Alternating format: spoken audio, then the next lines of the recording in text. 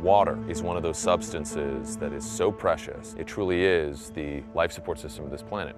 Water is a substance that is very much taken for granted. Over 1 billion people today live without access to clean, healthy, fresh water. And that number is just rising every year. And I believe that water is the defining crisis of the 21st century, primarily because of how our water systems are changing because of climate change. We're very, very concerned about how climate is changing those traditional patterns that we as a species on this planet have come to expect, have come to rely on. The traditional areas of agriculture, the traditional areas of rainy season or dry season, those are all starting to change. And that has drastic consequences on society going forward in the next 20, 30, 100 years.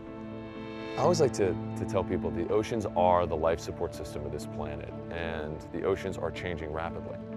The oceans are driven in part by climate and also fundamentally affect climate. So as we've placed carbon into the atmosphere since the Industrial Revolution, the oceans act as carbon sink. They absorb carbon out of the atmosphere. Their pH balance is changing, and the animals that have adapted to the traditional oceanic pH are unable to adapt this quickly. It's like pulling the rug right out from the ocean food chain. Our oceans are in very serious trouble. Ice caps are melting. The Greenland ice sheet is disappearing faster than anybody predicted. That will cause the oceans to rise, and it will have drastic impacts on countries like India that are absolutely unprepared. Their infrastructure is not going to be able to cope with this, and it will cause absolute catastrophic impacts on the population and lives of hundreds of millions, if not billions of people. You know, it's worth stepping back and remembering historically the global population on this planet in 0 AD was about 200 million people. In 1900, about 112 years ago, it was 1.6 billion people. Today it's 7, and by the middle of the century it's going to be anywhere between 9 and 9.5 billion. Humanity faces a challenge that is absolutely unprecedented in its history.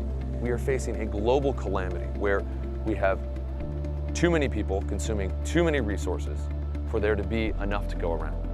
Already, the conflict in Sudan, genocide in the 21st century, largely caused by conflict over water. Think about conflict in the Middle East and the conflict between the Palestinian territories and Israel. That is in part driven by access to water, where the boundaries are being established. So already it's causing destabilization. Already people are suffering. Dirty water is the #1 killer of children under 5 today. When we add another 2 billion people to the planet, most of whom are being born into poverty, we're only going to compound those problems. It's not a question of science fiction. It's not a question of, is it going to happen? Will it happen? When will it happen? It's happening today. There's a stark warning there that we can choose a course as a human species to build a just, fair, and equitable world for each other and for our children, or we can continue the status quo, continue to think 3 months down the road, and we will be more and more impoverished for that behavior and that attitude. We have to fundamentally change the way we look at our relationships with the environment, with each other, with our economic and political systems that drive a lot of the challenges we face today, and build a sustainable system where all of those work in harmony.